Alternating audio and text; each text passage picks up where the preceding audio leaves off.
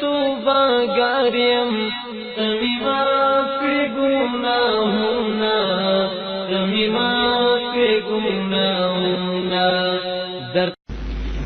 الحمد لله نحمده ونستعينه ونستغفره ونؤمن به ونتوكل عليه ونعوذ بالله من شرور أنفسنا ومن سيئات أعمالنا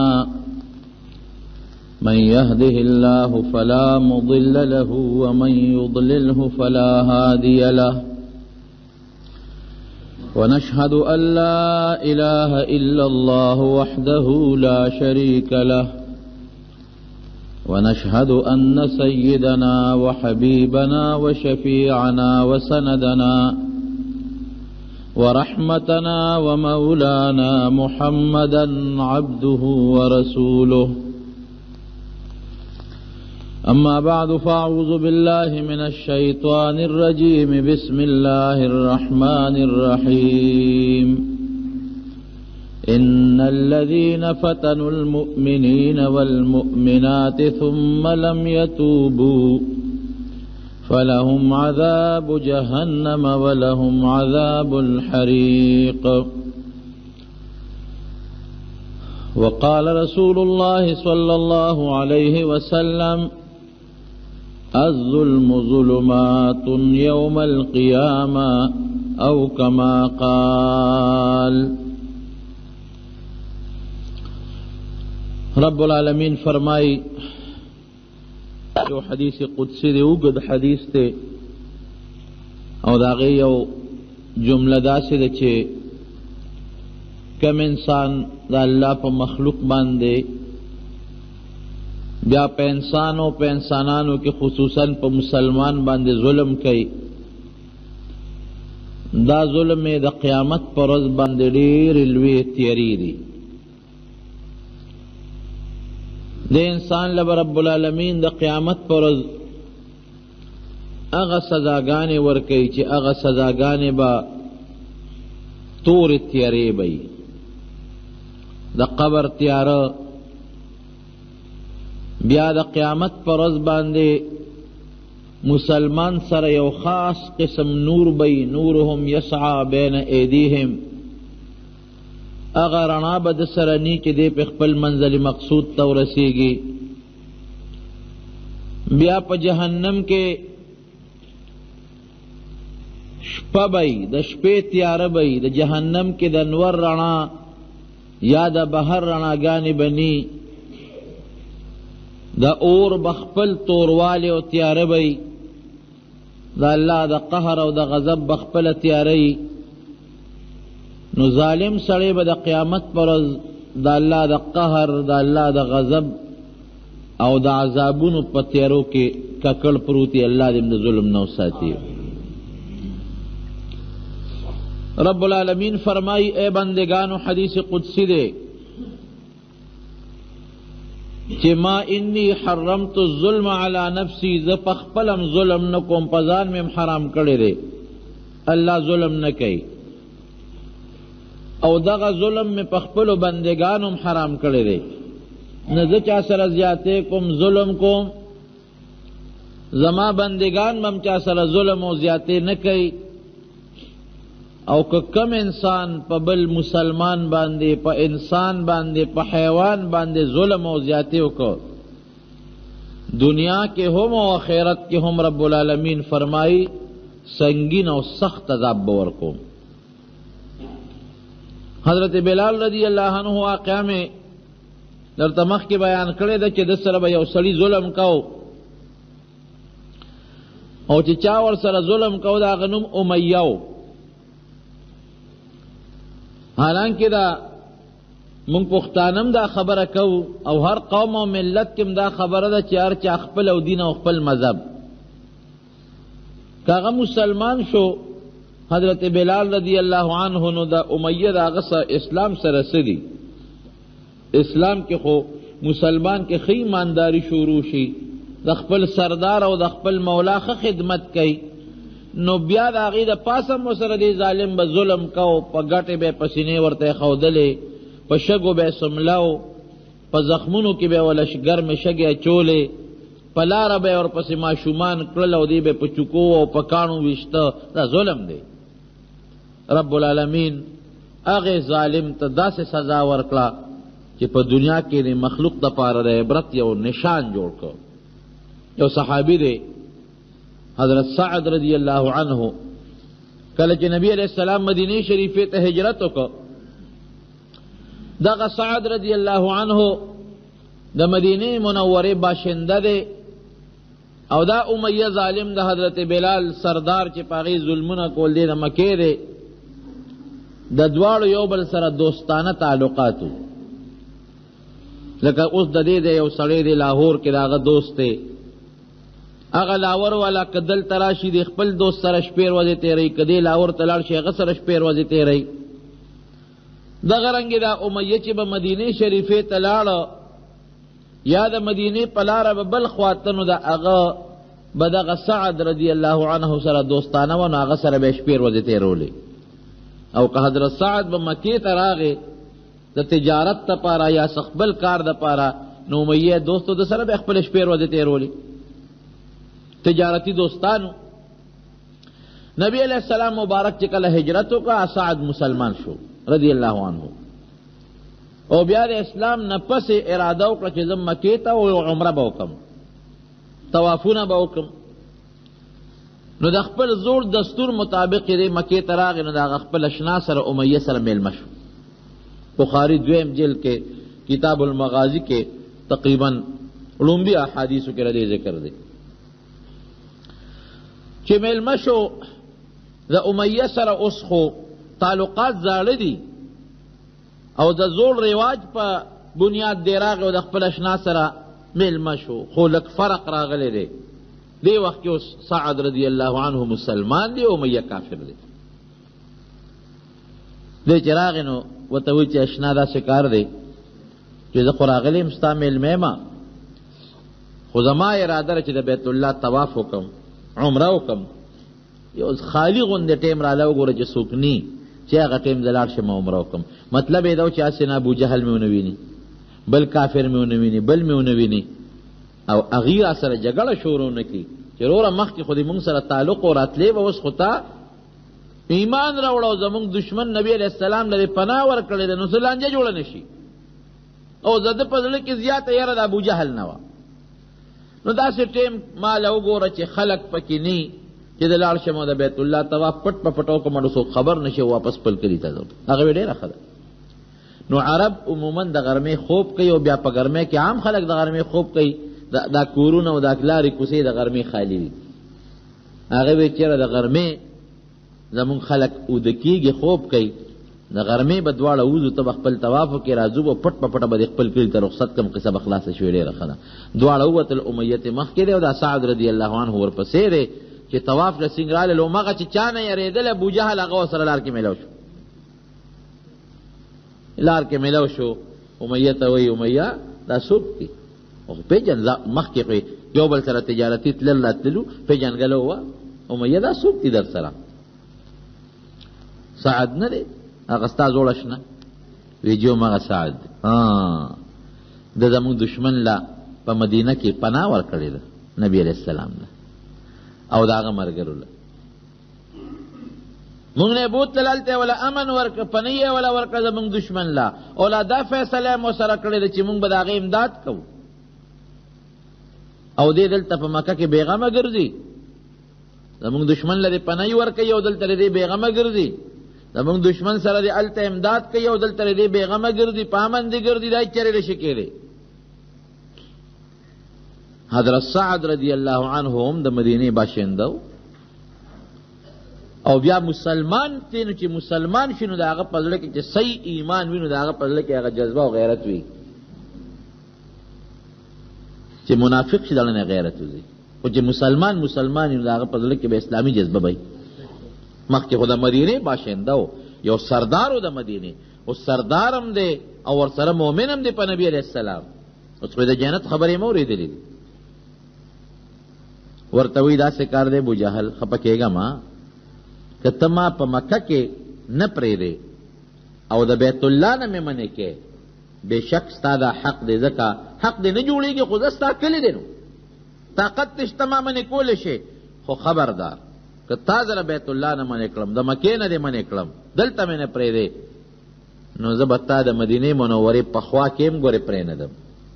ته شام ته چې دی د مکې خلکو به شام سره تجارت کو. مکه مکرمه کې خو خپله غله نه کېدله، نه پکې اوربشې کېدې، نه پکې جوار کېدل، نه پکې غنم کېدل. اخو قرآن حکیم کې الله فرمایي چې وادن غیر ذی زرع ده، داسې علاقه ده چې هغې کې فصل نشته، ټول کاڼې دی، نه پکې اوبه شته بغیر د زمزم نه. نو ته ما دلته نه منې کې، خو تاسو ټول تجارت خو د شام دی، شام نه غله راوړی، شام ته ځای راځئ، نو ستاسو د شام لاره د مدینې په خوا تېرېږي، زه به ستاسو لاره بنده کړم، څه به خورئ؟ شام ته به څنګه ځئ؟ داسې وړه خبره خو نه ده. ته ما دلته منې که زه به په تاسو هغه لار بنده کړم، تاسو به زمونږ د لارې په خوا شام ته څنګه ځئ؟ خبرې د دواړو یو بل سره ترخې شوې. دا امیه لکې سوچ کوي چې دا ساعت خو به لاړ شي، خو زما خو کلی دی که نه، دی خو زما میلمه دی، اشنا مې دی، سبا به د کلي دا خلک ما راګیری. نو دی ورته څه وایي، ای سعده زما خو دوست دی، ملګری مې، زه خو دې قدر کوم، ما خو ځای در کړی دی، خو ګورې ابو جهل زمونږ سردار د سترګې پې مه راوباسه، زمونږ په سردار اواز مو اوچته و، داسې کې دا خو زمونږ سردار دی، زمونږ مشر دی، زمونږ د مشر بې عزتي کې. حضرت سعد هغه امیه ته غصه شو چې هلکه تاله خو پکار ده چې ابو جهل ته دې خبرې کړې وې، زه خو میلمه یم، سړی خو د میلمه خیال ساتي، نو تا الټا د هغه پرو کړله او د خپل کلیوالو په میلمه په ما دې سترګې راوویستې. هغه وې امیه ته چپ شه، ته خو به خبرې نه کې، ستا متعلق خو نبی علیہ السلام فرمایلی دی چې امیه به مونږ وجنو، پرېږدو به نه، تا خو نه پرېږدي نبی علیہ السلام، هر کله چې وجنې به دي. دا ما د نبی علیہ السلام نه پخپله اورېدلي دي. بس دا خبره خو امیه واورېدله، خبره خو رفع دفع شوه. سعد رضی الله عنه واپس لاړ مدینې شریفې ته، جنگ ختم شو په هغه ځای باندې، او امیه ابو جهل خپل کور ته لاړ، امیه خپل کور ته لاړ. ښځې ته وایي ام صفوان، ای ښځې یا ما خو نن څه ناشنا خبره واورېد، رنګ اوس زیړ دی، رنګ یې زیړ دی، وړک پرې راغلی دی، ولې څه چل شوی دی؟ ګوره زما هغه اشنا ساعت چې راغلی و، هغه خو داسې خبرې اترې ابو جهل سره روانې شوې، او ما ورته وی زمونږ په مشر سترګې مه راوباسه.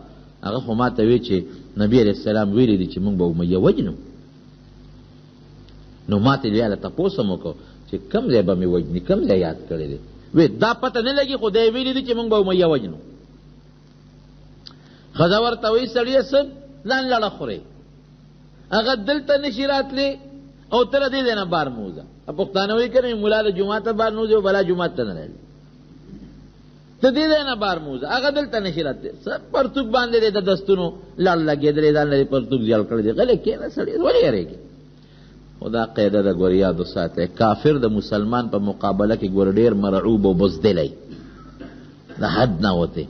د کافر خو سوچ هم دا دی چې زما خو همدغه دنیا ده، که دا دنیا لاړه، دا عیش و عشرت لاړه، آخرت کې مثل آخرت خو نشته، همدغه ژوند دی که.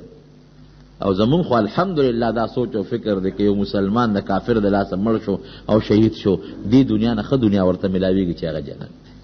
چېر ما ګورې مخکې راته ووایي چې مسلمان وي، دی نظریه ده. خفه کېږم هېڅ فکر مه کوه.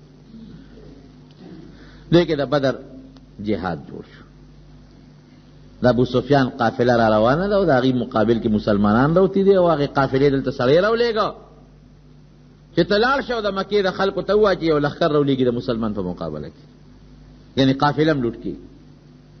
ابو جهل وګرځېده په ټولو سردارانو باندې چې ځای چې د مسلمانانو مقابلې له بدر ته، ټول یې رضا کړل، لوی لښکر یې جوړ کړ. امیه له راغی، وروره څنګه چل به کوو، مونږ خو لښکر تیار کو روانېږو.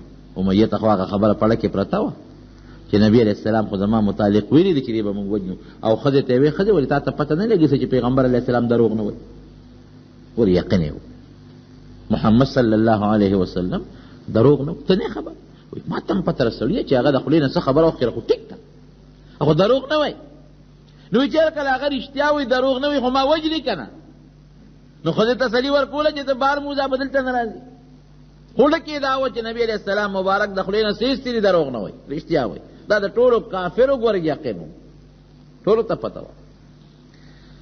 ابو جهل ورپسې راغی، دی ورته ویل وروره ابو جهل زه خو بیماره مې یم مشره مې یم، زه به د خپل ځان په ځای څه غلامان ولېږم، نوکران به ولېږم، موخان به درکړم، ما مه کړه. نه نه امیه ته خو زمونږ سردار یې چې ته نه ځې دا نور خلک هم بیا نظیبانې به جوړوي. د څه کې یېرېږې بزدلې ته به ځې دا نور به هله ځي، که ته نه ځې ټول نه ځي. نه که نه یار بیمار یم وله سپین ګیرې یم، سپینې ډوکو ته نه ګورې، زه جنګ کولی شم، په ما به څوک یې، زه به لس پنځه لس شل کسه دله نوکران درکړم، زما په ځای به هغوی سره تورې به مي اسونه به مي، مالدار سړی. ابو جهل په دې خپل زړه کې وایي خو ډېر لوی حرامي و چې زه دې مرمه نو دی دې پکې کم ځای کې کوجا کور پاتې شي، زه مزم او دی دې دلته کې کور پاتې شي چې زه ځم ته به سر کې وباسم. خیر سړی یې مجبور غیرتونه یې ورته اچول. کور ته راغی، ښځې ته وایي چې ښځې زه خو ځم. هی سړیه د هغه یسربي د هغه سعد قصه دې خبره دې یېره ده څه، هغه درته نه وویلې چې نبي علیه السلام وایي چې دې به مونږ وجنو، پیغمبر علیه السلام خو دروغ نه وایي.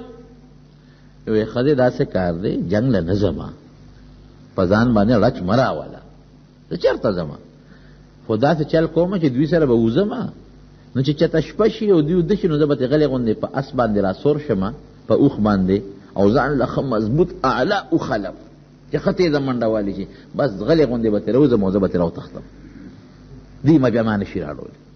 وی ښه بس سړیه خیال ساته چې ورسره لاړ نه شو. ځان له یو ښه مزېدار اعلی قیمتي اوښ واغېسته، ښه مړنی، او هغه غیرت ور اچولی و، په هغه غیرت ورسره ووت. خو پیاده مزلې وې، بله ورځې به لګېدې. ابو جهل هم پوه چې دی به تښتي، هغه هم ورته خپل دغه کړی و، انتظام یې ورته کړی و. یو څو هلکان نوجوانان یې پرې مقرر کړي چې تاسو به رده څوکۍ کوئ چې دا بابا رانه ونه تښتي، که دې وده کېږي ورته به کښېنئ، هسې نه ګورئ چې مونږ وده شو دی ګوره د شپې پاسي رانه ونه تښتي، زه جنګ کوم او دی مانه کور ته ځي. هغه پې یو پنځه شپږ کسان هلکان مقرر کړل چې ګورئ بلکل نمبر په نمبر تاسو خوب کوئ، خو یو کس به دته خامخا ویښي. قافله روانه شو، یو ځای کې شپه پرې راله دمې کوله، خیمې یې ښخې کړې.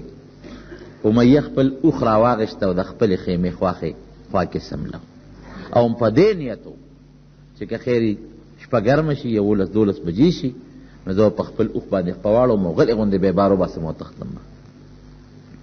چې نیمه شپه شو، ټول لخې قافلې خلک اوده شو، نو دی را پاڅېده، خپل اوښ له راغی، هغه هلکان خو ورته ویښ وو، هغوی وله رالل. کاکاجي څه کوې؟ خیر دی؟ ای رزیلانو زه یې سم له اوده شئ، هسې را پاڅېدم. نه کاکاجي مونږ ستا خدمت ته ولاړ یو، که صوبه دې پکاري، لوټه دې پکاري، څه بل څه دې پکاري، څه تکلیف درته وي، مونږ ستا خدمت ته ولاړ یو، دې دپاره دله رالو. زه یې رزیلانو خبیثانو اوده شئ، په ما څه کوئ؟ تاسو ویښ یې، زه یې اوده شئ، ځان سره ووتم. نه نه کاکاجي مونږ نه اوده کېږو، مونږ خو هسې نه تا ته تکلیف ونه رسېږي، ستا خدمت ته ولاړ یو. ها جي دا اوبه دا لوټه. سړی پوه شو چې دا خو اوس دا هلکان اوده کېږي هم نه ځي هم نه، دا به څه کېږي، زه بله شپه به دا چلو کوم را به تښتم. هغه شپه خو یې پرې تېره کړه، دروازې تلل، هغه هلکان یې ورپسې لګولو چې بله شپه بل ځای کې پړه وغورځولی شو. د بیا خپل اوښ را واغېسته او د خیمې خوا کې وتړه، او خیمې هم د قافلې نه داسې یو څنګ ته ځان له ښخه کړه، نوکرانو ته یې ما دلته ښخه کړې چې نیمه شپه شي یو خلک وده شي چې زه بیا تښتم.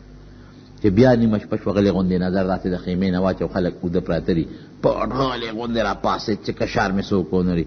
اوښ له راغې، هغه هلکانو زر را منډه کړې. کاکاجي خیر دی؟ څه چې څه دي؟ ها جي دا اوبه.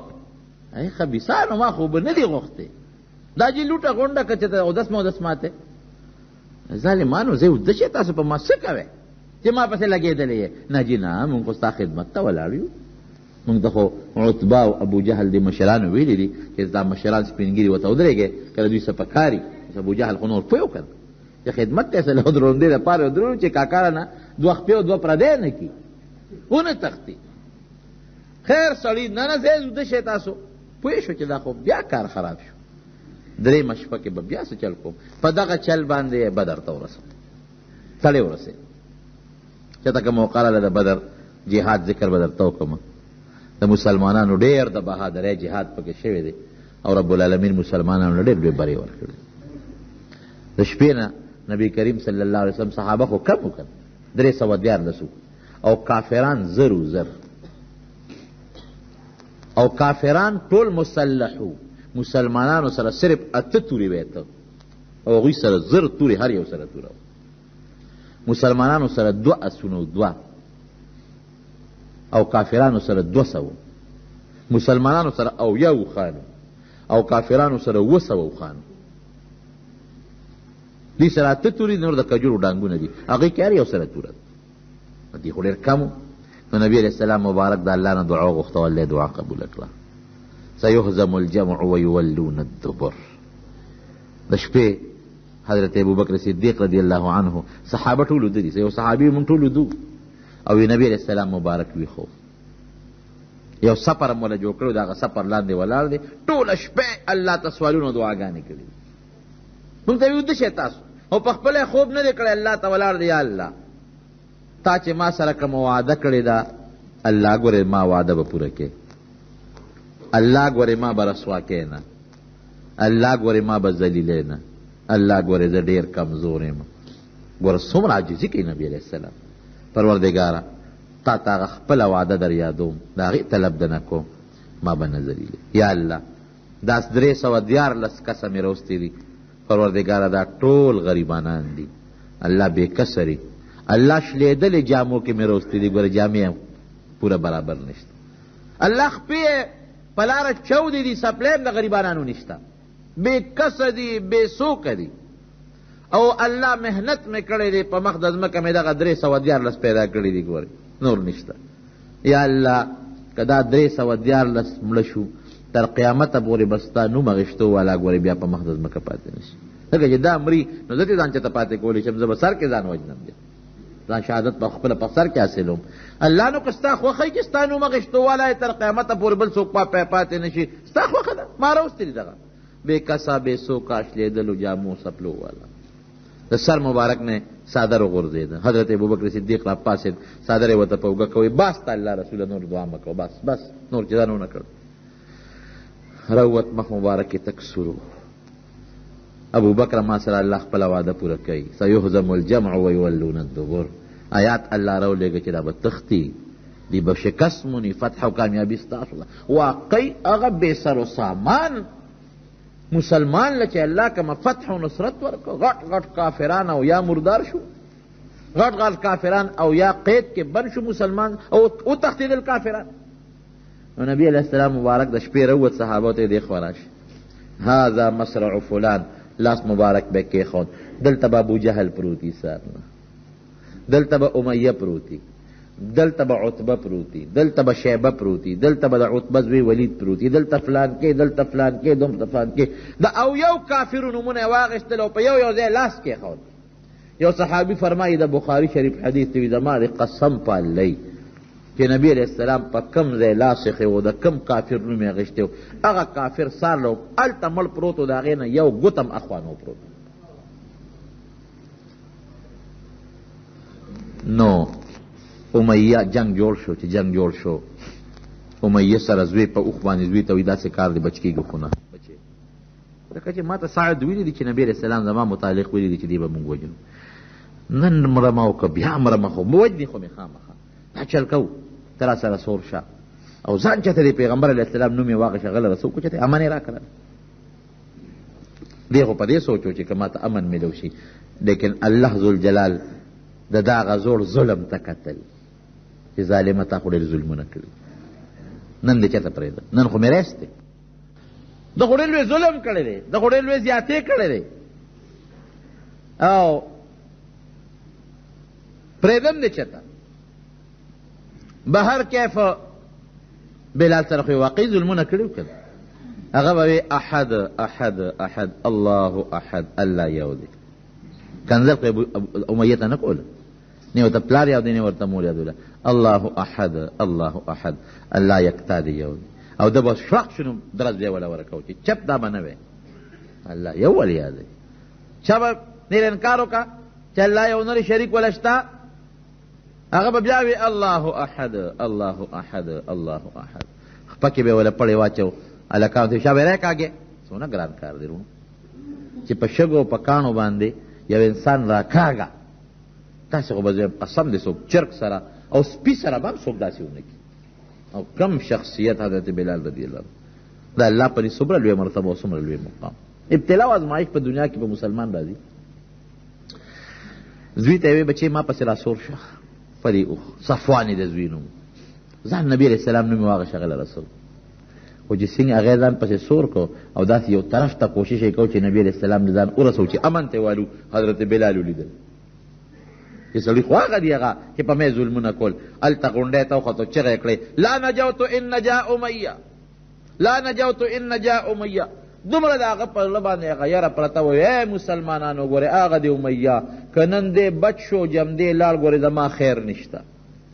هسې نه سبا مې بیا چې ته په لار کې ګیر نه کي سبا بیا له د ګوتو له ور نه شم بیا به مې په شګو راکاږي. نن خو ته بچ یم خو که دی بچ شو چې صحابه ولیده او ښه دغه دی بس هغې ورپسې سونه ورپس غل کړل چې ورپس غلی کړل په منډه منډه دیم ته ځان بچ کوي تختې ته دړه کې سوچ وکړو اوس مرګ ګوره ډېر خوږ شی دی.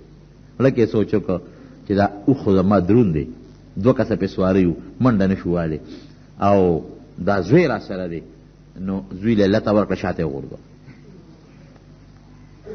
ځان خوږ دی بوډۍ به وی که نه وي خدای پاکه وی د ما د زوی دا بیماري په ما راولې خدای جوړ کړي لیدې نه وه ملک الموت وله راغی بوډۍ ټیم دې پوره دی وی روغ او رنځور پېژنې او که نه زما ټیم پوره دی ناجوړه خو هغه دې کټ کې پروت دی تا جوړ شیش دې غلط اغشتی دی ځای دې خطا که هغه دې کټ کې پروت دی ترورې تا خو اوسه پورې دا ټکې وی نه نه نه هغه ناجوړه دی هغه نمبر مخکې دی هغه مخکې ورکه آډر کټ دی دا ورپسې وروسته راوړه دا په چا راغلي نه خدای پاک د غم او مصیبت په یو مسلمان نه راولي چې راشي که نه نو هر یو وایي چې زه بچ شم او چې دا بل د خپل کار کوي خو چې زه اوس بچ شم پلار به زوی او زوی پلار او بیا دا قصې پسې پکې نشته نو زوی الله ته ورکړه شاته یې وغورځوه ته تاریخ نه کوي صفا خبره په 2 وجو یو خو دا چې د ما څاروي به سپک شي نو منډه به ووایي بچ پشم او بل دا چې دا کافر خو به زما دا مسلمانان به مې دا زوی وجني نو په دې به هم خامخا 15 منټه لګي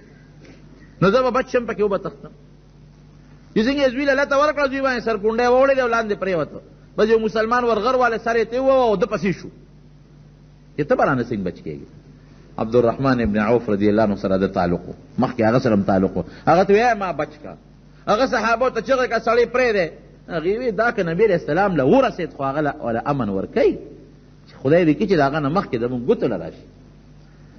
بس چې صحابه ور نږدې شو هغه ورته وی هغه صحابي عبدالرحمن وی ته راټوپ که اوښ دې پرېږدوه راټوپ که شابه چې زه دې بچ کړم بس څاروي یې پرېښودو څاروي یې ټوپ کړلې او په ځمکه سم لاسته او هغه صحابي پې ځان د پاسه ورغورځو نور صحابو ته وي بس ما وله امن ورکړه او دته به غږ نه کوې هغې ورته پاسه ته پرېږدوې چېرته د هغه بلال سره ظلمونه زمونږ هېر دي څه وی نه نه زه نبي علیه السلام له بوزم پرېږدی وی نه که نبي علیه السلام لرې بوته خو هغه خو ډېر رحم کوونکی دی اوس به پې رحم وکړي پرېږدي نه یې پرېږدي پاسه دې ګنې وجنو یې وی نه پاسم دی خدای د سره څو کال د صحابي پې د پاسه پروت دی یو بل خدا امیه ډېر غټ و شکل نه سنډا وجود یې غټ بلا و پې د پاسه پروت دی خو دا څه ډېرې پارسیم نه بس بل صحابي وی ورېږه ما له چل راځي توره یې ورته لاندې نه دې خېټې ته ورلمه کړه او په دې خېټه کې ورته داسې وړقوله راوړقوله او د هغه صحابي مو سره خپه زخمي شوه رب العالمین مردار کړه هغه ټولو ظلمونو بدل ترې واخېستلی شو مردار شو چې مردار شو اوس ګوره د الله انتقام ته آخرت خو یې دی خرابه چې کله جنگ ختم شو کافرو تښتېدل او یا کافران مردار شوي نو نبی علیہ السلام مبارک پې دا ټول راغونډ کې او یو لوی کوی قلی بدر د بدر په خوا کې یو شل کوي وی په دې کوي کې دا ټول وغورځوئ دا ټول مردار پکې وغورځوئ ابو جهل دی او که بل دی یو به یې راوړو په کوي کې به یې غورځو دا امیه پروت وی دغه هم راوړی که نه دغه بلا چې پرته ده دې پړسېدلی و د انور په پړسولي دومره وجود څخه شوی و چې صحابه ورته ګوتې کړې نو خپه به ترې را جدا شوه چې لاس ته به یې ګوتې کړې چې اوس یې راکاږو لکه د مردارې لاس به ترې راووته چې کوم اندام ته به یې وله ګوتې اچولې دومره روس شوي و څښابینې کو چې به ترې را جدا کېده نبي علیه السلام مبارک وفرمیل پرېږدئ همدقه دی پې د پاسه خاوره او شګې واچوئ همدې ځای کې یې پرېږده چې دا سپي و دا مردار یې وخوري سردارو د مکې ښه مالدارو د منډو خاوندو او د لوی دولت خاوندو او بلا غلامان وسونه و خانیو، لیکن ظلم یې کړی ظلم. خپل ظلم بچ کړی شو، دنیا کې ملاړ رسوا شو. زوی د خپل یو سړی خپل زوی له دته ورکوي او غورځوي او د هغه مخکې د زوی نساوځي په تورو ټوکړې کېږي، دا هغه د ظلم سزا. الظلم ظلمات یوم القیامه. او د قیامت پر ورځ الله وی ظلم به د قهر تیارې به ان الذین فتنوا المؤمنین والمؤمنات ثم لم یتوبوا. خو الله بیا مهربانه بادشاه دی. هغه انسان چې به مسلمان ظلم وکړي، که مسلمان سړی و که مسلمانه ښځه، او بیا توبه و نه باسي، ګورې الله بیا موی که ظالم توبه و باسي بیا یې بخمه. سره رحیم بادشاه دی. که توبه و باسي معاف کومه، د هغې نه پس هم توبه و نه باسي دا ظالم. قرآن ہے کہ ثم لم یتوبوا فلهم عذاب. هغه به سوځونکي او د لمبو اور به چې دی سخت په تکلیف کې او برباد شي. ورونو ظلم خطرناک شي دی. الله دې موږ د ظلم نه وساتي. الله وی ما پدان انی ظلمتو، اے بندگانو ما انی حرمتو ما حرام کړی ظلم په خپل ځان باندې او په تاسو مې حرام کړی دی. نه زه په چا ظلم کوم او نه به تاسو په یو بل باندې ظلم کوئ. او انسان مسلمان خلاصه کې په انسان باندې زیاته ظلم نه کوي. کافر دی ولی نه هغې هم ظلم نه کوي، بلکې حیوان چې دی په حیواناتو به هم ظلم او زیاتې به نه کوي. عربو کې به دا یو رواج و، خو د جاهلیت دور و. مرغۍ به یې جمدی راونیوله ځان ته به یې وتړله، چرګه به یې راونیوله او ځان ته به یې وتړله او په غشو باندې به یې ویشتله چې د هغه شی مې ټیک لګي او که شیش مې برابر دی او که نه دی برابر، نو سا به ته یې ووته نو بیا به یې خوړه. نبی علیه السلام وفرمایل پام کوئ، ګورې دا ظلمونه کې جمدي حیوان نه د غشو هغه ټاکې او هدف جوړ نه کې، هغې خپل شیش برابر نه کې، دا خو انتهایی ظلم او زیاتې دی. څاروی چې حلالی نبی علیه السلام فرمایي چاړه به تیری ګورئ، هسې نه په پسه چاړه چا څاروی حلال نه کې، او چې چاړه تیری د دې څاروي مخکې به یې نه تیری، داسې ځای کې تیره که چې دا سړی ورته نه ګوري. اوس یې حلالېږي، یو سړی را وایي چې دا یاره خو هسې م حلالېږي. نو نه نه نه نه نه ظلم مه کوه، داسې ځای کې تیره که چې سړی ورته نه ګوري او تیره که چاړه او وایي زه ډېر زر یې حلال کا، ټیم وله مه ورکوه، څومره زر چې کېدی شي زر دمه شي، او تر څو چې د دې څاروي نه ساه نیوتې تر هغې پورې به سرمند نه پرې کوې، ګوتې به نه ورو. بعضې خلک ظلم کوي، زیاتې کوي، چرګ بالال کی لاسا به ترې نیوتې او باڼې ترې راکاږي وباسي، دا سخت ظلم زیاتې. او چې په څومره رګونو د ده نه وینه وځي هغه به وله پرې کوې، پوره سر به ترې نه پرې کوې، دا زیاتې به هم نه کوې. دغه درې څلور رګه دي دغه به وله پرې کوې چې دا ساه ترې وځي، وینه ترې وځي، نور به نه ګوتې نه ور وړي، چې تر څو سترګه رپوي نو هغې پورې به چاړه بیا نه ور وړي، چې ساه ترې پرو دي نو بیا چاړه باندې ترې غوښه پرې کوي. څاروی دی نبی علیہ السلام مبارک فرمایي دا د کار دپاره پیدا دی، کار پې کوه، خو چې دی ستړی شو نو ودروه دمه یې که، او که دی ستړی شو او بیا هم ته لګې او کار پې کوې نو د دې څاروي تپوس په د قیامت پر ورځ بیا الله کوي. زه اوس دلته کې خو دی بې جبانه دی، یو خبره نه شي کولی، تا ته نه شي ویلی چې زه ستړی یم، لیکن الله خو ویني که نه هغه هر څه الله سره نوټ د قیامت پر ورځ به بیا دې څاروي تپوس هم کوي. الله ګیا به ورکوې څاروي له، دا نه چې کار پې کوې او ګیا نه ورکوې، اوبه به ورکوې چې دې تږي شي، دا نه چې زه پې کار کوم او زه له اوبه ورکوم نو له ګیا ورکوم. په څارو به هم ظلم نه کوي. میدان جنگ کې نبی علیہ السلام فرمایي میدان جنگ کې چې کافر په مخه درشي او دا بوډا دی یا ښځه ده ګوتې مه ور وړئ. ګوره که دې بوډا سره توره و پته یې غذار کړه نو بیا وجنه، که دې ښځې سره توره و پته یې غذار کړه بیا پې غذار کوه، خو که دې بوډا سره توره نه ده او کافر دی او میدان جنگ دی، دې ښځې سره توره نشته، کافر دی او میدان جنگ دی، دې ماشوم سره توره نشته، نو خیر دی غږ ورته مه کوه. بچی دی ماشوم، بوډا زړی دی یا بوډۍ یا ښځه ده، صبر ورته وکړه. دا ګورې د الله رحم، الرحماء یرحمهم الرحمن. د چا په زړه کې چې رحم پروتي الله په هغه باندې رحم کوي، او چې د چا په زړه کې ظلم پروتي الله په هغه قطعا رحم نه کوي. ارحموا من فی الارض یرحمکم من فی السماء.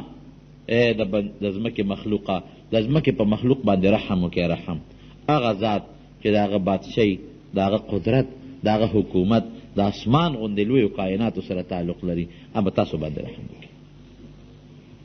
که د ځمکې په مخلوق رحم نه کوې الله په تا رحم نه کوي. که ته ظلم کوې د ظلم سزا به درته میلاویږي. او یو بل حدیث پاک کې نبی علیه السلام فرمایي چې یو څو کسان دي چې د هغې دعا ډېره زر قبلېږي، دومره زر د بل چا دعا نه قبلېږي را دا څو کسانو چې قبلېږي. یو پکې مظلوم دی چې څوک په چا ظلم وکړي، وایي د مظلوم دعا ډېره زر د الله دربار ته رسېږي. او رب العالمین فرمایي چې اے مظلومه لانصرنک ولو بعد حین، امداد به دې کوم، خامخا به دې کوم، دا ظالم به درله رانیسم. خیر دی که لږ وخت پس وي نو خیر دی، خو رانیسم.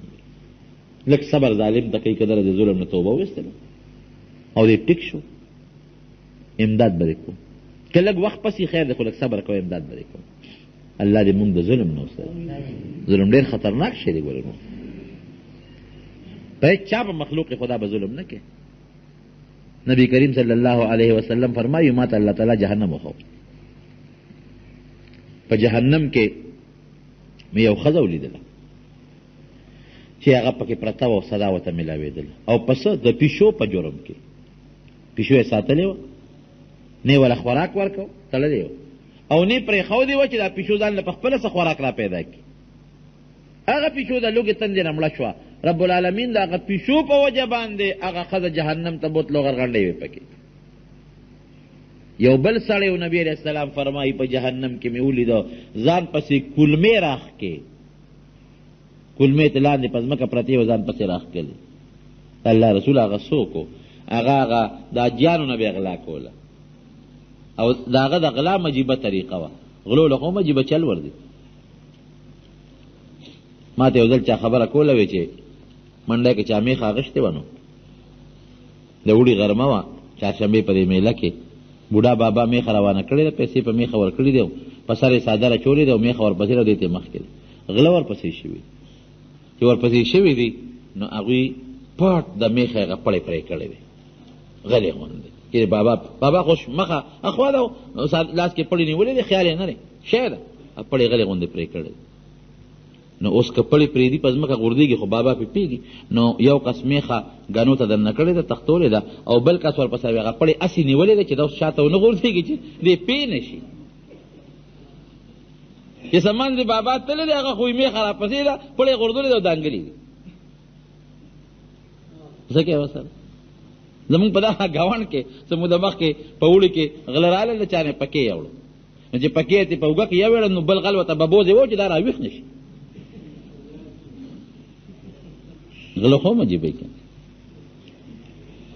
ایو سړی وي چا پسې راغی هغه اودس کوه او سپلی ځان سره یې ښه د یوې خوا کې نوې سپلی جوړې کړې ورته یې کاکا را سپلی ځان ته نږدې کېږده څوک بیا دې نه پټې کړي. وایي ما سره نږدې پرتې دي که سړی وي مخکې کېږده راته وایم اوس بیا دې نه څوک پټې کړي. یا سړی وي دا خوا کې مې پرتې څنګه بیا رانه څوک پټې کړي. وایي دا خوا کې دې پرتې ده نه بیا څوک پټې کړي، زه خو ستا خیر خوایم مخکې کېږده. وی ما سره خوا کې پرتې څنګه به پټې کړي. ګوره وي دا چل دی چې ته به ورته ګورې غل به راشي دنه بیا اوچتې کړي. ما سړی اوچتې کړې، نو وي داسې به روان شي. نو روان شو، وایي منډه به کړي، نو منډه یې کړه. دوی ګرې ما تاسې چل ښایي هغه چې منډه یې کړه دی ورته ګوري چې اوس بیا راوړي واپس چل راته ښایي هغه د پړو نه کوشو لاړو تخته دي. اوس څه کوې ورسره؟ نو د غلا مختلفې طریقې دي. نو هغه وروره بل شان غلا به کوله، هغه به کونټۍ په اوږه کړې وه. نو کونټۍ کې خو هغه امریکي که نه، نو چې نوې څادر به یې د عجیب په اوږه ولیده، نو هغې ته بیا هغه کونټۍ اړوه کړه، نو ځان پسې به یې څادر راښ کړه. نو که د چا به ورته خیال شو چې لکه څادر دې رانه په کونټۍ کې یوړه، ښه زما خو خیال نه دی دا به مې د کونټۍ کې نښتي، نو ور به یې کړه. او که د چا به ورته خیال نه شو، څادر به یې قبضه کې پټ کړه.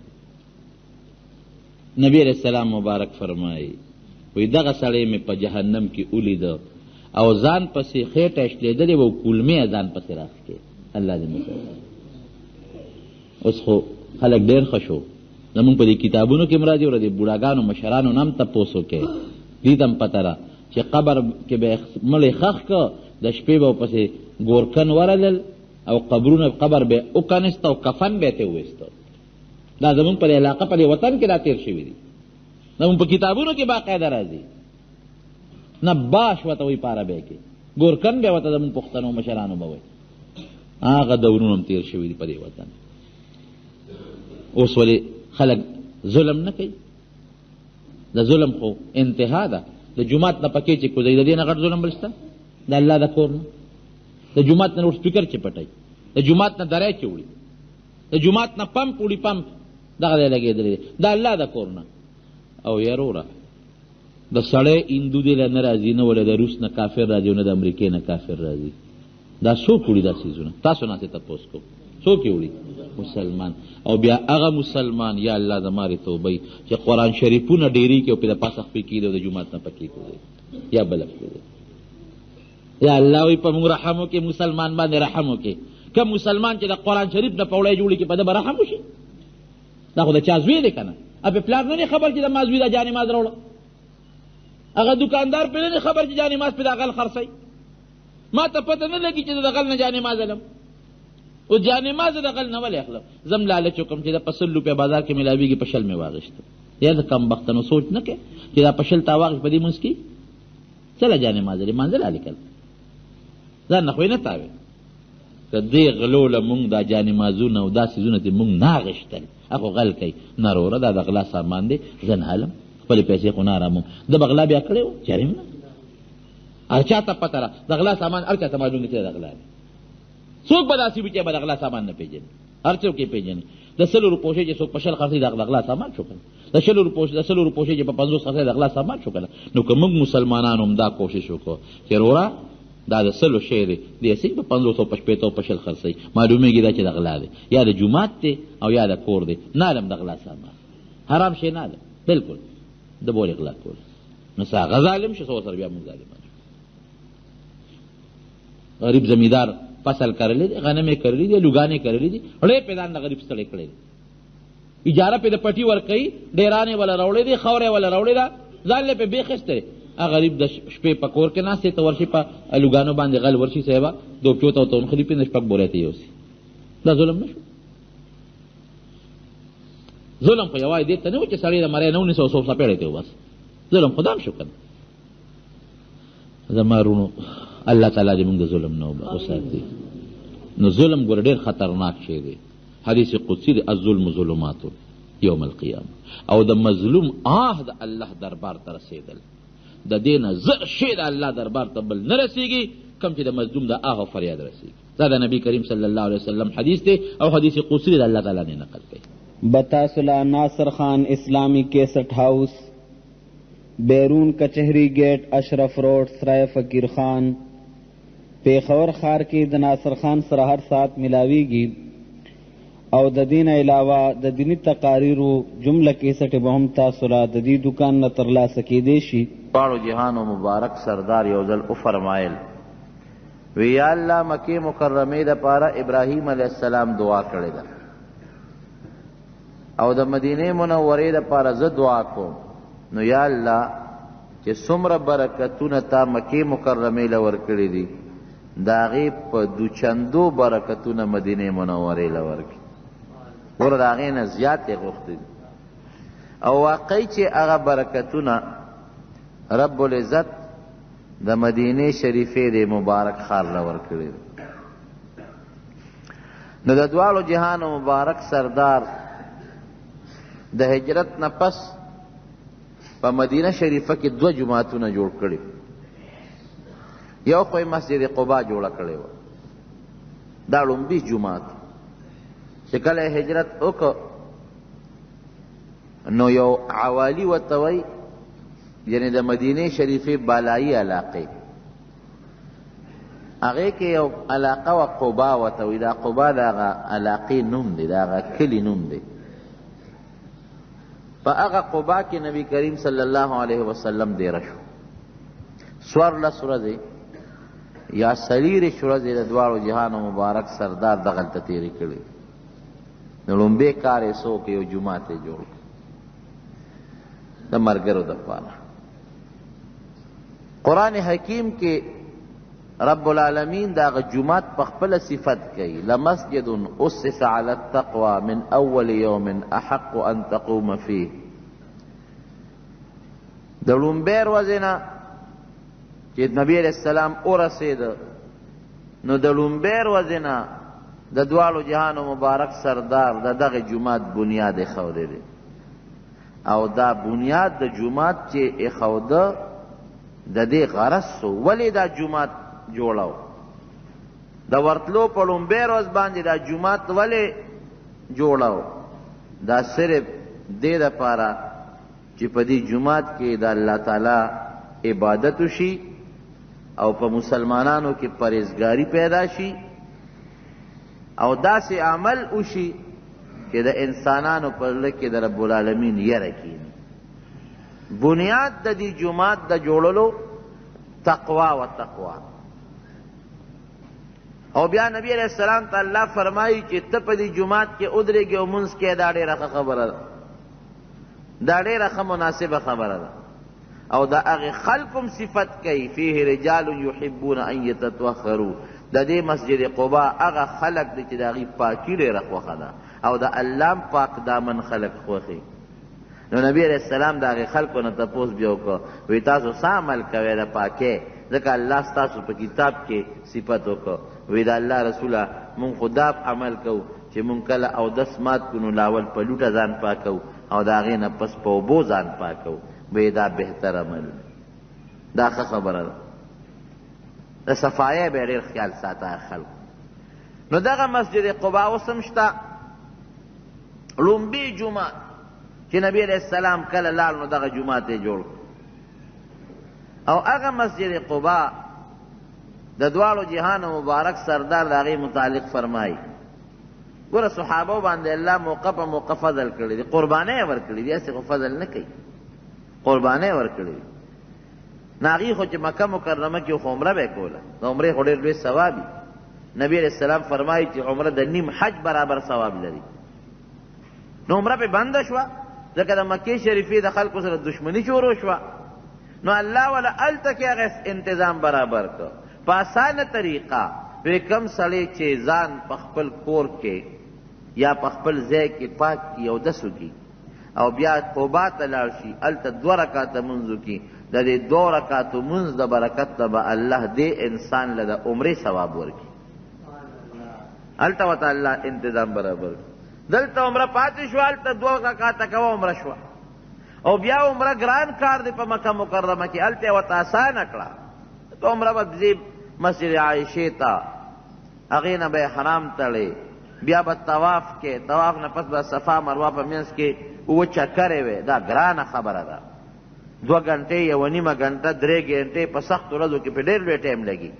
او چې نه لنډې ورځې مې یعنې اسانې ورځې مې رشم نی نو دا 1.5 2 غنټې خو پې خامخا لګي. او دا آسان ځای دی، نږدې ځای دی، لاړ شه 2 رکعاته مونځ وکړه واپس راځه د عمرې ثواب درته میلاویږي.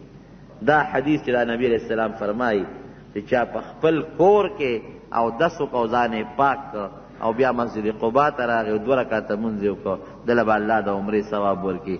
دا باقاعده بره په محراب د پاسه دا حدیث هلته لیکلی شوی هم دی په هغه جومات کې. نو جناب د فضیلت جومات شو. د جمعې پر ورځ نبی علیہ السلام د قبا نه را روان شو. نو په لار کې یو بله قبیله راځي، یو خاندان راځي، په هغې هلته پې د جمعې د مانځه ځای راغی. نو هلته یې مونځ وکړه. جومات یې نه دی جوړ کړی خو د جمعې مونځ یې هلته وکړه. نو په هغه ځای باندې یو جومات اوس جوړ دی، هغې ته مسجد جمعه وایي. لومبې په تاریخ اسلام کې د جمعې مونځ په دغه ځای کې شوی دی. بس دا لومبې مونځ د جمعې چې په دغه مقام کې د جمعې مونځ شو. نو جناب هغه جومات نبی اسلام نه جوړ کړی خو صحابهو د هغې نه پس او د هغې نه پس نورو خلکو هغه ځای کې جومات جوړ کړی. او بیا چې د مدینې منورې خاورې ته رادننه شو، د قبا او د مدینې منورې په منځ کې 3 میله مزل دی تقریبا. اوس خو د مدینې منورې حدود دي خو هغه زمانه کې چې پیغمبر علیه السلام د ایوب انصاري رضی الله عنه په کور کې دیره شو، نو بیا هلته لومبې انتظام د جومات کې. ګوره مسلمان له پکار دی چې دی یو ځای کې کور جوړی، یو ځای ته نقل کېږي، لاول دی د الله د کور انتظام وکړي. زمونږ د خلکو معامله بدله ده. مونږ یو ځای ته لاړ چې زه به م کور والم، ته به م والي، بل به م والي، بل به م والي. بیا وروسته چې خلک ګڼ شي لکه یو جومات ته ځای پکار نو بیا یو پسې ګرځي خیراتي ځمکه راکړه، بل پسې ګرځي یاره جومات له لږونه راته وبخه، بل پسې یاره جومات جوړو مونږ ته لږه ځمکه وبخه. چې د خلکو مخکې دا ځای نه جوړول دوی سره د جومات د الله د کور غم د خپل ځان ورسره غم دی چې ځان له د ډوډۍ دپاره او د څښاک دپاره او د سر د سوري دپاره انتظام کوم او د الله د عبادت انتظام نه چې د الله عبادت په کوم ځای کوو. مسلمان له پکار دی چې لومبي یو ځای کې کور جوړوي مخکې د جومات انتظام وکړي. او دې ګوري نږدې جومات شته که نږدې جومات خو ډېره ښه ده او که نږدې جومات نه نو اول دې دا کوشش وکړي چې یاره د الله کور له به دلته کې یو انتظام کوو د ځای چې د هغې انتظام وشي د هغې نه پس به پکې ځان له کورونه جوړو. ګوره د دواړو جهانو مبارک سردار فوراً د جومات انتظام کوي. خو دا خو هغه څوک کوي چې په اړه کې الله او د الله کور سره مینه نو جناب فوراً د جومات انتظام یو ډاګه وه زاړه یو څو قبرونه پکې د کافرانو او د کجورو بوټي پکې. وی دا د چا ده؟ وی صاحب دا یو څو یتیمانان دي د هغوی ده. یاره وی دا ځای د جومات دپاره مناسب دی چې مونږ پکې د الله کور جومات جوړ کړو. وی صاحب بلکل مونږ درو بخله. وی نه دا دوه ماشومان دي یتیمانان د دې مال خو تاسو ماته نشئ بخل. د یتیم مال خوراک ډېره لویه ګناه ده. قرآن کې الله فرمایي الذین یأکلون اموال الیتاما ظلما انما یأکلون فی بطونهم نارا وسیصلون سعیرا. څوک چې په ظلم د یتیم مال خوري د جهنم اور پر خپله خیټه کې وردننه کړي، خیټې ته اور واچو. یعنی دا خوراک د ده دپاره د جهنم د اور د رسېدو ذریعه ده. او الله فرمایي ان قریب به د غرغنډو والا اور ته دې وردننه شي. یتیم مال به قطعا ګورې نه استعمالوي. په دې مسله هم تاسو پوه کړم. یو سړی دی هغه مړ شو او د هغه بالغان زامن نشته، بالغان لوڼې نشته او د هغه مال پاتې شو، یتیمانان بچي تی پاتې شو. بس د دغه یتیمانانو مال به ګورې په صحاتو په خیراتونو کې قطعا نه تقسیموي. هغه بچي دی والا ماشومان هغې اجازت کول هم نشي، نابالغه دي، پټي پټي بچي دي ومخله. بالغ زوی نشته که بالغ زوی وي هغه وایي چې زما د حصې نه وپسې زه خیرات کوم ټیک ده. پیغله لورې وي هغه وایي زما د حصې نه وپسې خیرات کوم، بلکل دې ورپسې وکړي. رور یې وایي چې د خپل حصې نه کوم اودي کړي، پلار یې وایي چې د خپل حصې نه کوم اودي کړي. خو که د سر د مال نه ته خیرات کې هغه مال چې د ده نه پس د ده د یتیمانانو د بچو دی دا ګناه ده، غلطه دی وکړه، بلکل دې غلطه وکړه. سخات مې ورپسې وکړو، خیرات مې وکړو، پیټی مې یوړو، صابون مې یوړو، مسلې مې یوړو، سلویختي مې وکړو، جوبه مې وکړو، دا ورپسې ماښام دی او دا الوا ده او دا تخته ده او دا فلانکی دی او بیا دې وروستو حساب کتاب وکړو څونه خرچه پرې راله 20,000 روپۍ. اوس به دې سره څه کوو؟ د دې سړي دا ځمکه به خرڅوو ولې نه؟ ښه ځمکه خو د هغه د مرګ نه پس د هغه د هغه یتیمانانو بچو دا به څه کوي؟ دا ګوره احتیاط وکړئ په دې کې. د یتیم مال خوړل ډېر انتهایي لوی سنګین جرم دی. خیټې ته اور وردننه کول دي. د جهنم اور ته به دا سړی دي او بل شوی اور الله وایي غرغنډو والا اور ته به دغې دی. په دې څیزونو کې احتیاط کوي. هلته خو تکړه ګاونډي بیا راشي څو پیټۍ صابون نه وړم، څونه روجې راوړم، څونه پلان کې شی راوړم، تپوس وکړه مال شته که نشته؟ قرض راوړې والا او تپوس یې وکړه چې مال شته نو اجازت به څوک ورکوي؟ بالغ زوی دی د خپل مال نه کوي ډېره ښه او د نابالغو نه که هغه بالغ زوی ګورې بیا سبا دا وایي چې دا به د پلار د مال د سر نه ورکوو او یتیمانان بچي پکې دی هم جرم دی. اب هغه بالغ چې چا خیرات کوي د خپل مال نه به ورکوي. د دې پلار په مال کې چې څومره حصه د هغه کې د هغه به د هغه نه ورکوي، د یتیمانانو نه به یې نه کټ کوي. به هر کیف هغه ماشومان یتیمانان بچي وي دا دورونه د یتیمانان دي راځئ د هغې دی. الله دپاره صاحب مونږ دا وبخه، صحابه وایي انصار وایي نبي علیه السلام وفرمایل نه دا خو د هغه یتیمانانو حق دوی له به پیسې ورکوو په هغې دې وله متبادله ځمکه یا بل څه بندوبست وشي. هغه پیسې راغونډې کړلې او هغه یتیمانانو بچو ته حواله کړلې او هغه چې کومه ځمکه هغه جومات ته وقف شو او چې کوم د مشرکانو قبرونو پکې هغه هوار کړل او چې کوم د کجورو بوټي یا ویښ کې څانګې وې هغه کټ کړې، هغې غاړو ته کېښود، شپول غوندې جوړ کړه چې ګډه چیلی څوک رانه شي. بس دا مسجد نبوي مبارک دی. میدان دی میدان کولاو بره چتم نشته، هغه د کجورو څانګې بوټي ته ګېټ چاپېره خواره کړل، ګېټ چاپېره پوله غوندې جوړه کړله چې څه چیلی ګډې رانشي. او په دغه ډاګه به د دواړو جهانو سردار مبارک ولاړ او صحابه کرام به ورپسې ولاړ. چې کله وس کېږي جوړ کړه جومات، وس دې نه کېږي په میدان منځونه کوه. خو دا پکې نشته چې ښکری دې ترخ کې واچوله او کوسه په کوسه ګرځې او لوډ سپیکر دې را په مخه کړی دی او چندې غونډی او سوزکي ګرځې او نیمې په خپله خورې او نیمې په جومات لګې. دا ګناه ده، سخته ګناه، خطرناکه ګناه. وس دې کېږي جومات کچه جوړ کا، په دې نور کې ودرېږه مونځ وکړه، سفر جوړ کا سفر. ولې ځان له خپله بنګله جوړه کړې ده، د خدای کور له خو نشته که زه ټیک ته نشته د خدای کور له تا سره پیسې، ځان له بنګله جوړې د الله کور نه جوړه نشته د ځان الله د کور پیسې، سفر جوړ کا، دیوال ته راته وکړه، د خټو کوټه جوړه کا، الله دپاره دین مه شرموئ. کوڅه په کوڅه دوزکې ګرځه، پنځه شپږ ماشومان یې نیولي، شکرې په لاسو کې نیولي، څوک په یو دکان او څوک په بله دکان. ولې د الله کور جوړو؟ غني بادشاہ دې تاله مال در کو غلطه سوال کې کور ولې جوړه وبکې د الله سوال شکرې به وګرځي چې د الله کور جوړو. عقل زموږ نشته، سوچ هم نشته. چېرته داسې چا کړي چې سوزکې ګرځولې دي او شکرې ګرځولې دي چې ځان له اجره جوړو، ځان له کور جوړو؟ دا چېرته چا اوسه پورې کړي دي؟ نه. ولې نه کوي؟ او خلک به را پورې خاندي، خلک به سبا وایي چې ښه ته شکرې ګرځې، کور جوړې، اجره جوړې، نو سوال کې په بازار کې، نو په خپله شرمېږي او د الله په کور نه شرمېږي. څو ظلم دا چغې والې خو کم ته کې عمل شته.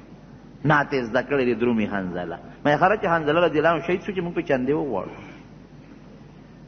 هغه چې څونه پیسې جمع شي 400-500 روپۍ، خو خیر 400 نه، نن سبا خو به سوزکې 1000 روپۍ دي، څونه به ګټي دروازې په چنده کې. ځه 1200 نشي غونډول، 1400 نشي غونډول. ما فرض کړه چې 1200 روپۍ د چنده غونډه کړه، 1000 روپۍ خو دې سوزکي واغېشتې، 200 پاتې شي. په 200 روپۍ کې خو د 100 روپو ډوډۍ خو لکه په 100 ماړه شي، 100 پاتې شوې.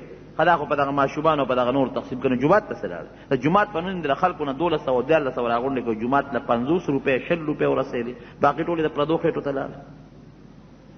دا ډېره لویه سنګینه خطرناکه ګناه ده. ها اعلان وکړه، اعلان وکړه خپل جومات کې، ورور جومات جوړو که څوک امداد کوي. بالکل نبی علیہ السلام هم دقه چنده غونډه کړې ده، بار به نه ودي ورپسې، چکرې به نه لګي. ټیک دا اعلان وکړه، خدای مو بخښه، څوک جومات کې چنده ورکوي، څوک روړی راوړی، جومات به جوړ کړو. ګرځې به نه په خلکو سوال. ها که د عزت په شکل کې یو سړی تا ته معلوم دی چې دا نیک سړی دی، جومات له پیسې ورکوي، تا ورته ووایي، د دې هم بدیت نشته. که چا درته ووایي چې راشه زه پیسې در کوم، د هغې هم بدیت نشته. خو دا د سپکه چنده، دا د سوال دا سپکه جنده چې دا دین پې بدنامېږي، دا خطرناکه ګناه ده. په هر کیف نبی کریم صلی الله علیه وسلم څه کوي؟ په هغه میدان ولاړ دی، خپل منځ کوي، صحابه ورسره دي، لاندې بروزه هم نشته. دا بروزه چې ته ته وایي، نو صحابه به تلل، نو نري نري چانکر به یې راوړل، دا نري میده کاڼي، او دا به یې ځان ته خورول. هر یو صحابي ځان ته ځای به خورو، په ځولۍ کې به یې چانکر راوړل. ولې؟ چې دا د شپې پرخه پرېوځي، یا چې ته باران وشي چې چقړی او خټې پکې نه جوړېږي. نو د هغې نه پسې بیا د پاسه پې د کجورو سپر جوړ کړه، د کجورو د څانګو او د کجورې تلې او درولې یو سپر یې جوړ کړه.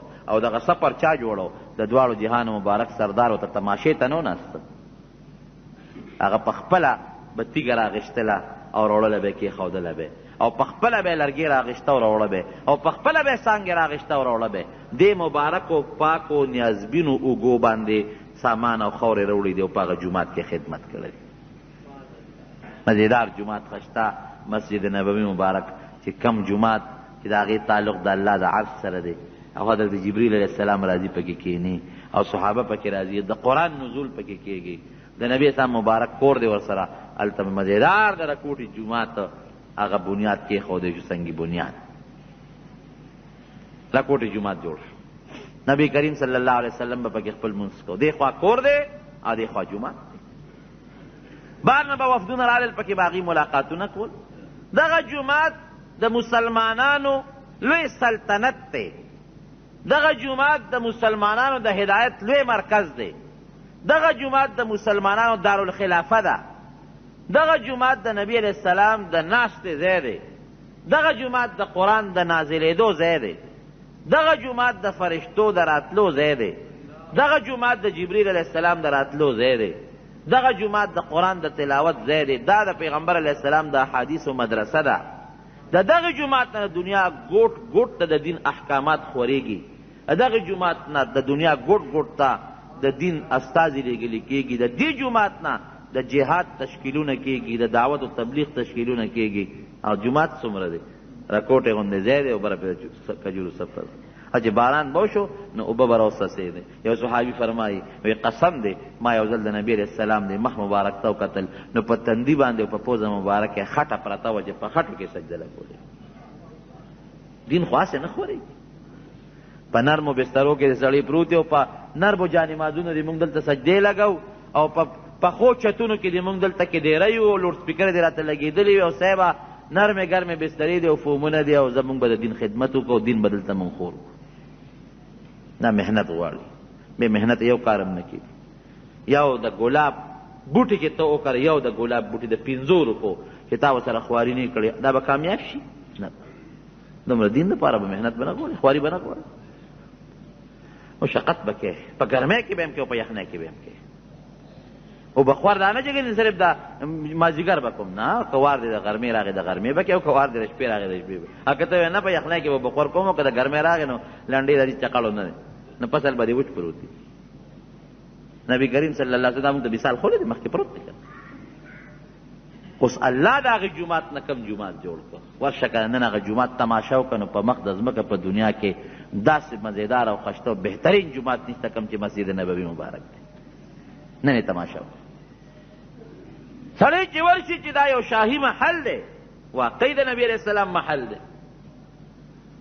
ټول جومات ایئر کنډیشن ټول جومات او راکوټي جومات هم نه دی چې د پیغمبر علیه السلام په زمانه کې د مسجد د مدینې منورې څومره آبادي وه د مدینې منورې څومره آبادي وه هغه کورونه او هغه آبادي د هغې په ځای باندې جومات جوړ دی. زما په خیال نیمې تورنګزو به ورې به دونه جومات وي لکه دا نیمې تورنګزی کې دی عظیم الشان ټول ایئر کنډیشن خشته قالینونه پکې پراته